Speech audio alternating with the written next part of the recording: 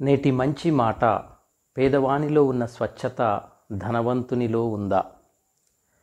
ఏమి లేని పేదవారు 5,000 రూపాయలను అప్పు చేసి ఆ 5,000 రూపాయల పెట్టుబడితో రోడ్ల ప్రక్కన కూరగాయలను అమ్ముకుంటూ తమ జీవనాన్ని కొనసాగిస్తూ ఉంటారు. తాము అమ్మే కూరగాయలను కరెక్టుగా తూసిన తర్వాత 2 కాయలు కొసరుగా వేస్తారు.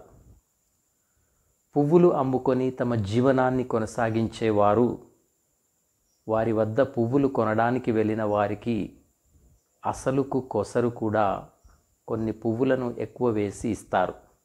పేదవారిలో ఉన్నటువంటి స్వభావము ధనవంతులలో ఉండదు.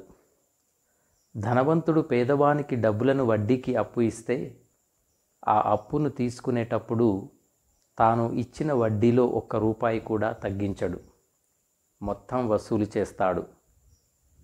పేదవాని హృదయము ఎంతో సున్నితముగా తనకు సంపదలు, ఆస్తులు, ధనము లేకున్నా సహాయ స్వభావముతో స్వచ్ఛతతో కూడినదై ఉంటుంది. ప్రియనేస్తం, మనకు ఉన్నా లేకున్నా మనకు ఉన్న దానిలో ఇవ్వగలగడంలో ఉన్న ఆనందము మరి దేనిలోనూ దొరకదు. దానము కానీ, సహాయము కానీ, కానుకగా కానీ ఇతరులకు ఇచ్చి చూడండి. కోట్లను కూడబెట్టుకున్న రాని ఆనందం ఇచ్చుటలో పొందుకోవచ్చు. అయితే ప్రియనేస్తం, నీది సహాయక గుణమేనా? అవునా? అయితే భగవంతుడు నీకు ఏ లోటు రానివ్వరు.